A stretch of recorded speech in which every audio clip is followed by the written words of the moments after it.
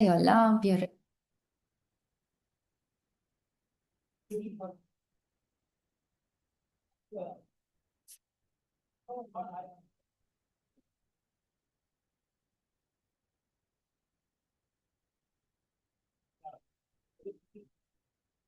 ending your attention there, breathing in, breathing out.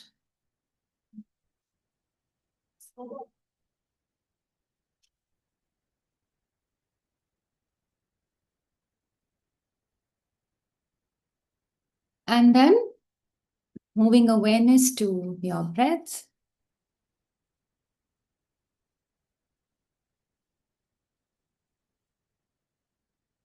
Checking in, how does my breath feel today?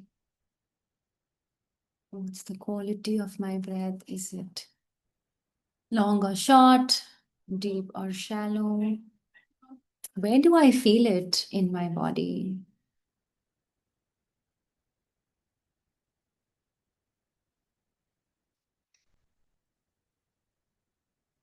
Is the in-breath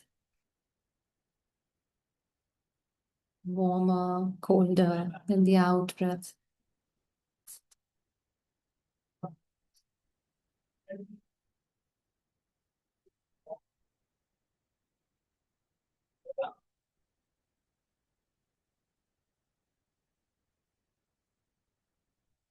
And feeling a sense of calmness, feeling more settled with the mind, with the breath.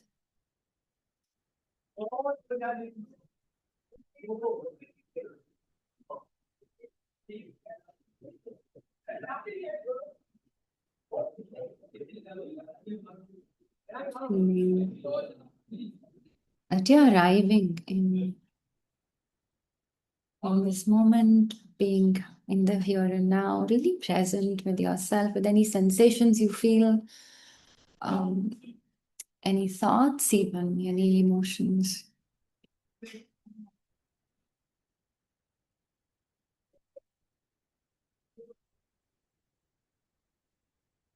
Without attaching yourself to them.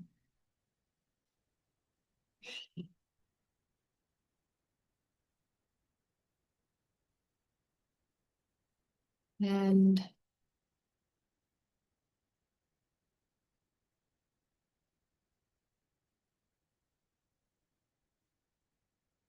becoming now aware of the surface you're on, the places where you make contact with your body. Giving yourself a stretch and perhaps also setting an intention for your time here today. When you feel ready, you can open your eyes. Swastika is here. Welcome, Swastika. I leave this to you now. Thank you so much. So, greetings to everyone. I am Swastika from India, and today we would be talking about knowing ourselves and the teenage brain. So, let us begin. So, first of all, knowing yourself starts when you understand what is actually going on in your mind and you discover that your work is worth it and it is not being controlled. So, first of all, let us talk about the brain system, the brain system, and what they do and how they interact with teen brain. Okay, so there are three teen brains. Like we can divide them. So the first one is survival brain. The second one is alarm. The third one is wise. So the survival brain talks about always running. So it is mainly controlling breathing, heartbeat, and survival responses. Then the second one, the alarm brain. It detects threat and replies to the emotional memory and social pain. So it is always present during the situations when there is something alarming or in emergency situations. And this is the part This is the brain system, which is more active in adolescence. Then the third part is wise brain, which is the prefrontal cortex, and it leads us to think, take a pause, and think of what reaction we gave to something. So let's think of a question now. For example, you were thinking something and then you were questioned by a friend and you reacted really quickly, and that was really rude. So after some time, you realize that it was really not a good thing. So the reaction was given by the alarm brain, and then when you realize it, that I should have waited to realize what the situation was and what I reacted, that reaction, the regret you get after reacting that way is by the wise brain. The brain, the alarm brain reacted that way because the wise brain is still developing and it completely develops at the age of 25. So we need to understand that as adolescents, we need to think before our actions, before we react to something. And these are the situations when we feel different and we react differently. Situations are being left out or excluded, being judged by the peers, or getting criticism. And our brain makes us feel like the amygdala activation versus the adult. What makes it so big is that the social evaluation system is hypersensitive during the adolescence. And this means that the teen brain is more sensitive to social feedback by design. So this is the reason why us as teenagers, as adolescents, we react that way. And then later on, when we take a pause, realize what was the situation, then we might regret on the actions. Then let us take this forward. The second section that we are going to talk about is the belief you already carry. By the time we are teenagers, our brain has been already drawing conclusions about who we are, what are we capable of, what should we trust, what should we not, the lectures that are going inside, the experiences of childhood, early adolescence, and what could be the future. So over here, the conclusion becomes automatic belief. So here a question arises. How could beliefs form and sustain themselves? So we can start talking from repeated early experiences, the childhood through adolescence. So when we are as children, we have memories, we think about those when we start to grow up as adolescents, and then like when the similar situations further move, we interpret these patterns and this keeps happening. Then further the cycle follows and we form core beliefs, and through those experiences we might start thinking that I am not confident enough to do this. Taking an example from childhood, if you are being neglected by your friends, when you grow up, you might think that the same would be continued in the society as well. But when the practices change, you realize that it's not the same again. So, due to the repeated behavior, the early childhood experiences, you start feeling the automatic behavior, start hiding, avoiding people, and you start overperforming to show that yes, you are capable of the things which the people do not expect you to do. So over here, we can draw conclusions that I am not smart enough, not like others, which causes avoidance, giving up early, and imposter feel. So these things can be reduced when we believe in ourselves and think that yes, we can overcome those situations, and maybe this can be changed by the different experiences when we expose ourselves to the society, when we get to know about more experiences. And that is the thing where we realize that it is not only about the repeated experiences, the situations can take turns. Then moving to the next section, That would be the 4 layers of inner world. The 4 layers, a mind, a map of your inner world. So the innermost is the watcher, the fourth layer. The watcher can observe all the other 3 layers. So there are basically 4 layers. The first one, the thoughts. The second one, emotional memory. The third one, identity story. And the fourth one, the watcher. The first one, the thoughts, are the spontaneous thought stream and mind chatter. So these are the thoughts that arise in your mind. Like as a teenager, you can think of a lot of things that I have to study as well. I have to complete this task. I have to help others out. So those thoughts can keep coming in your mind through a lot of time. So then comes the second layer, the emotional memory. In this layer, you're going to experience the past feelings that shape the present. As we have discussed in the second layer, this past memory does affect your future because the experiences obviously make you think that this situation might take place as in the previous one. Then the third layer is the identity story. Over here, we think, we interpret the things as I am so and so. I am confident. There are statements, there are self concepts, and then the fourth layer, the watcher that observes the all 3 other layers, and it combines together to form our thoughts, which could be thoughts, emotional memory, and identity story. So moving on, the layer, then we will talk in detailed way about the spontaneous mind. The spontaneous mind, the non-stop stream of words and images running through our mind. Most people think that their thoughts, that their thoughts, they are not.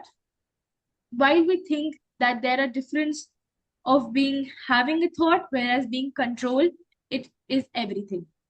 The neurosciences say that the default mode network is heavily involved in spontaneous thought, self-reflection, and mental repeat.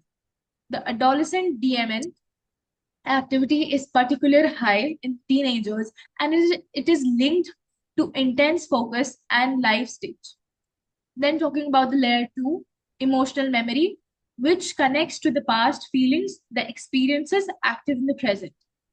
So these are the feelings that come from the past experiences and can strongly be linked to our mind and body as well.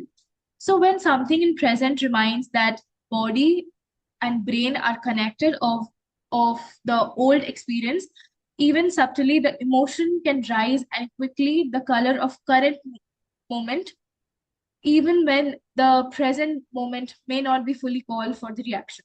So over here in the present, our reaction can depend on the emotional memories, the past experiences that connect us. Then talking about the neurosciences, the hippocampus and amygdala work together to encode emotionally charged memories that can be rapidly reacted by pattern matching in present. So as I have already explained this, the past experiences, those feelings come together to form the present reactions and actions. Then talking about the third layer, the self-concept. Niyati, that's the only one I know. Niyati, but that's the only one I know.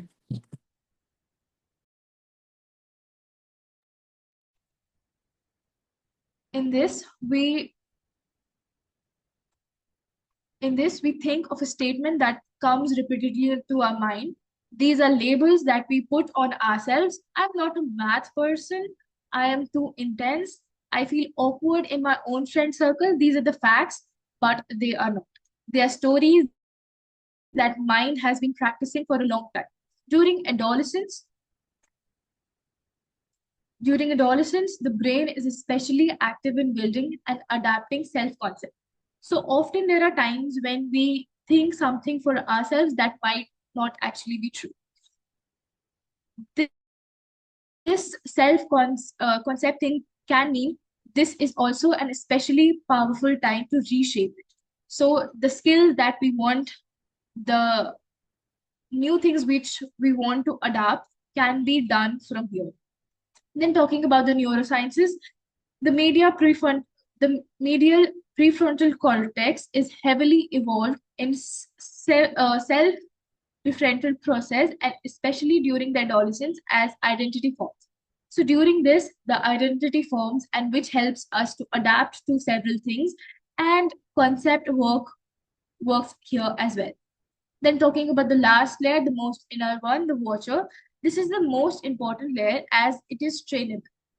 It is the part of you that can notice all the others when you catch yourself through thoughts. The watcher, when you feel frustration rising before you explode, the watcher try to calm it online. So the watcher here makes your emotions notice more. The entire program is designed to strengthen the capacity in you. Then talking about neurosciences, the metacognition ability, the capability to observe your own mental states is consistency linked in better emotional regulation and academic performances, also the well-being, and critically it can be trained. So talking about metacognition is when you realize that you are not just feeling a single emotions, or you are not that single emotion. You let yourself think and process that you can express yourself, express your feelings in a better way that won't make you regret in future. Then talking about the fourth section, the neuroplasticity and why your teenage brain is special. So basically, the teenage brain can change throughout life. The teenage brain changes the most throughout the life, but the teenage year represent a second peak window of neuroplasticity. It is a time when brain is especially open for reshaping patterns of thoughts, emotions, and behavior. When you practice now matters more than you realize. Neurons that fire together, wire together. So over here, when we are as teenagers, our mind is more active as we are more adaptable. We are flexible to express our feelings, our thoughts, and thus our teenage brain is really special because it changes the most during this time. So what neuroplasticity actually look before and after? So when it is triggered, the alarm fires and we auto react. So this is the before automatic reaction. And then after, the practice response is when it triggers, the alarm is like compared slow, and then we are conscious enough to react in a better way than the before, and we don't just regret those actions. Then talking about the repetition builds a new path. Every time we practice a new response, pausing before reacting, questioning an automatic thought, choosing differently, we strengthen the neural pathway connected to that response. So the experiences, the time that is taken to respond to it makes us better in the new pathways. The teen years, it is a peak window. Adolescence is the second critical period of heightened neuroplasticity. The pattern we build right now is how we think, respond, and relate. We build on specially changeable neural ground. This is a significant opportunity. Then measurable brain changes. As a teenager, brain images studies have shown measurable changes in people who practice mindfulness, emotional regulation, cognitive skills, consistency over time, including in adolescent samples. Then an important part of all this is neuroplasticity is real, but it requires deliberate, repeated practice combined with awareness. Reading alone is not effective enough. This is why the program is about daily practice, reflection, and real world application. So when we think about the examples daily, about the experiences, and how not only those experiences can affect us, but the new possibilities of those situations are there, that is when we realize that maybe there are chances of taking actions differently and reacting to them differently, that we are confident enough, even when the time is past, that yes, we reacted in the right, correct, right and correct pattern, and we like we are able to express ourselves truly how we should, rather than being really impatient and aggressive and then expressing ourselves. So when you feel something that is not going correct, you should find a place, sit comfortably, and meditate perfect. Just being honest that yes, I am going to take the actions perfectly, and let us try this all together. Take a slow breath through your nose, hold it a moment, and breathe out slowly through your mouth. The shoulder drops. Try it a few times more. While trying to control, just notice what thoughts are passing by and your mind right now. Do not follow them, just keep watching what comes and watch what's going around. If you feel comfortable, close your eyes and feel it.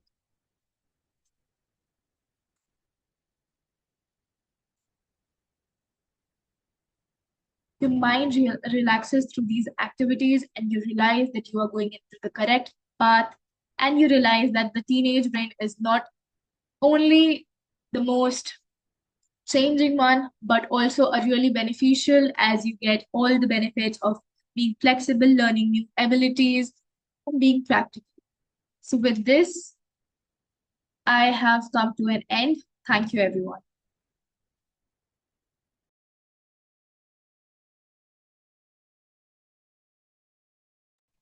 Over to Nidhi, ma'am.